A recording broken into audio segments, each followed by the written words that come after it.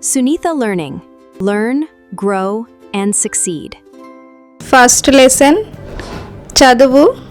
రచించిన వారు కొరవి గోపరాజు. కవి పరిచయం. కొరవి గోపరాజు తల్లిదండ్రులు కామాంబిక, కొరవి కసవరాజు. గోపరాజు నిజామాబాద్ జిల్లాలోని భీంగల్ ప్రాంతం వాడు. నాటి పల్లికొండ సంస్థానాధీశుడు. మహారాజు రాణ మల్లన్న ఆస్థాన పండితుడు. సాహిత్యంతో పాటు రాజనీతి, ఛందస్సు, యోగం, జ్యోతిష్యం మొదలైన శాస్త్రాలలో ప్రవీణుడు. అందరికీ సులభంగా అర్థమయ్యే విధంగా కథలు చెప్పడం ఈయన ప్రత్యేకత. ప్రవేశిక. చదువు మనిషిలో వివేకాన్ని మేల్కొల్పి విజ్ఞానవంతుడిని చేస్తుంది. విజ్ఞానం వల్ల వినయం, పరోపకార బుద్ధి, లౌక్యం, ధర్మనిరతి, ఆదర్శ జీవనం వంటి ఉత్తమ గుణాలు అలవడతాయి. తమ పిల్లలు ఉత్తమ పౌరులుగా మారాలని తల్లిదండ్రులంతా కోరుకుంటారు. చదువు పట్ల నిర్లక్ష్యం వహించే పిల్లల గురించి ఎంతో బాధపడతారు. విక్రమార్క మహారాజు యొక్క పురోహితుడైన త్రివిక్రముడు తన కొడుకు కమలాకరుడు సరిగ్గా చదువుకోవడం లేదని మతనపడ్డాడు. కొడుకుకు ఎట్లా హితువు పలికాడో పాఠం ద్వారా తెలుసుకుందాం. పట్టి మంత్రి సైన్యపాలి గోవింద చంద్రుడు, త్రివిక్రముడు పురోహితుండు, నప్పురోహితునకు నాత్మజుండగు, కమలాకరుండన నవివేకి గలడు. ఈ పద్యం యొక్క తాత్పర్యం ఏమిటంటే, విక్రమార్క మహారాజు యొక్క మంత్రి బట్టి, ఆ రాజు వద్ద గోవిందచంద్రుడనే సైన్య పాలకుడున్నాడు. విక్రమార్కుని పురోహితుడు త్రివిక్రముడు. ఆ పురోహితునికి కమలాకరుడనే కొడుకున్నాడు. అతడు అవివేకి.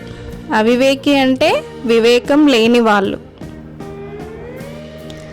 ఆ కమలాకరుడ కమలాకర సాదృశ్యముగా జడాశయుడైనన్, శోకము మది బొదలంగా వివేకము పుట్టింపదండ్రి వెరవుందూరేన్. ఈ పద్యం యొక్క తాత్పర్యం ఏమిటంటే, కమలాకరం అంటే జలాశయం, అది నిశ్చలంగా ఉంటుంది. ఆ విధంగానే కమలాకరుడు జడాశయుడు, ఎటువంటి ఆశయం లేకుండా స్తబ్దంగా ఉన్నాడు. కొడుకును చూసి తండ్రి మనసులో దుఃఖించాడు. కొడుకును వివేకిని చేయాలని ఈ విధంగా మందలించాడు.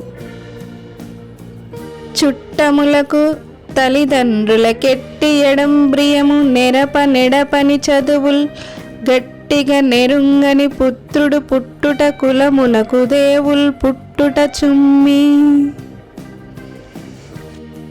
దీని యొక్క తాత్పర్యం, చుట్టాలకు, తల్లిదండ్రులకు సంతోషాన్ని కలిగించే చదువులు పిల్లలు నేర్చుకోవాలి. అటువంటి చదువులు నేర్వని కొడుకులు వంశానికి తెగులు వంటి వారు. విను ముత్తమమగు పుట్టువు గను పట్టెడు నట్టి రూపగల మోదుగు భూవును, మూర్కుండును బ్రబలెడు వనమున భవనమున దగిన వాసన గలదే. దీని యొక్క తాత్పర్యం, చక్కని రూపం ఉన్నా కూడా మోదుగు పువ్వు సువాసనలు వెదజల్లలేదు. అట్లాగే ఉత్తమమైన జన్మ ఎంత మంచి రూపమున్నవాడైనప్పటికీ మూర్ఖుడు కుటుంబంలో వెలుగును నింపలేడు. పరులకు సోదరులకు భూవరులకు గుణరాదు, సర్వవశ్యము తానెవ్వరికిచ్చిన గోటి గుణోత్తర వృద్ధి భజించు విద్య తన ధనమెప్పుడున్. దీని యొక్క తాత్పర్యం, పూర్తిగా తన ఆధీనమైన విద్యను ఇతరులు, అన్నదమ్ములు, రాజులు తీసుకోలేరు. మనం ఎవ్వరికిచ్చినా కోటి రేట్లు పెరుగుతుంది. అందుకే విద్య ఎప్పుడూ మన సొంతధనం. పరభూమికి జను చోదస్కరులకు నగపడదు వ్రేగుగా తెచ్చుట నెవ్వరినైనా, హితులంజేయును ధరలో మరి విద్య బోల ధనములు గలవే. ఈ పద్యం యొక్క తాత్పర్యం, వేరే ప్రాంతాలకు వెళ్ళినప్పుడు విద్యాధనం దొంగలకు కనబడదు. అది మనకు భారం కూడా కాదు. ఎక్కడనైనా ఎవ్వరినైనా మనకు హితులను చేస్తుంది. అందువల్ల ఈ భూమిపై విద్యకు సమానమైన ధనం మరొకటి లేదు. గద్యము బద్యముంబెనుపై గై కొనుటుండే ధ్రువ ప్రబంధ సంపద్యుతుడౌటయుండే మృదు భాషల బ్రొత్తులు పుచ్చుటుండే లోకోద్యమ లక్షణం బెరగుటుండే గడున్ భజయించుగాక ఏ విద్యలు నెరడేని పశువేయగుగాద గణించి చూచినన్.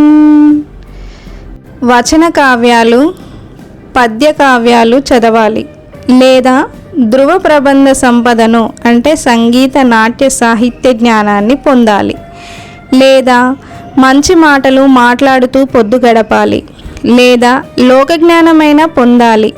ఇవి ఏవీ చేయకుండా ఎవరిని ఎంత సేవించినా ఏ చదువులు నేర్చుకోని వారు పశువుల వంటి వారే.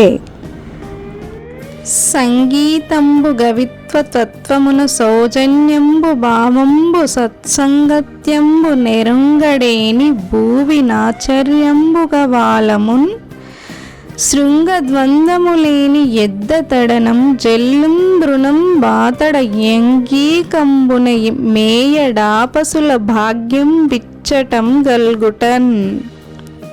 దీని యొక్క తాత్పర్యం: సంగీతం కవిత్వంలోని సారం, మంచితనం మనసులోని భావం, సజ్జనుల తోడి స్నేహం వీటిని గ్రహించలేని వాడిని భూమిపై తోక కొమ్ములు లేక తిరుగాడే ఎద్దు అని అనవచ్చు. అటువంటి వాడు గడ్డి మేయకపోవడం అనేది పశువుల పాలిట అదృష్టమని చెప్పాలి. అనుచు నెగ్గించిన నా కమలాకరుండభిమాని అయి తన యాత్మలోన విద్యలు నేర్చి వివేకినై కాని ఈ జనకు వక్త్రము చూడననుచు వెడలి కాశ్మీర దేశంబు కడకేగి యోక యోర జంద్రకేతుండను సజ్ఞ బరగు నుత్తమ ద్విజు గోల్చియుండగా నాతండు క్రమమున సిద్ధ సారస్వతంబు కరుణ నొసగిన నతడు సాంగంబుగాగా 4 వేదములను గావ్య నాటకములు దర్శనంబులు నీతి శాస్త్రములు దివిరి కలయ సంగీత సాహిత్య కళలు నేర్చి. తాత్పర్యం: తండ్రి వ్యంగపు మాటలకు కమలాకరుడు అభిమానపడ్డాడు. విద్య నేర్చుకుని వివేకి అయిన తర్వాత కానీ తండ్రి ముఖం చూడనని మనసులో అనుకున్నాడు. కాశ్మీర దేశంలోని చంద్రకేతుడు అనే ఉత్తమ బ్రాహ్మణ గురువును చేరి సేవ చేశాడు. ఆ పండితుని ద్వారా క్రమంగా 4 వేదాలు, వేదాంగాలు, కావ్య నాటకాలు, దర్శనాలు, నీతి శాస్త్రాలు, సంగీత సాహిత్య కళలు నేర్చుకున్నాడు. అభిజ్ఞుండై గురునానతి వడసి తిరిగి దేశ విశేషంబులం జూడంజరించుచు ఆ తర్వాత గురువుగారి అనుమతితో దేశంలోని విశేషాలు చూడాలని బయలుదేరాడు. ఈ విధంగా తల్లిదండ్రులు, గురువులు, పెద్దలు ఎవ్వరు నిందించినా కోపాన్ని తెచ్చుకోరాదు. దానిని ప్రేరణగా తీసుకుని ఎదగాలి అని పాఠ్యాంశ భావం.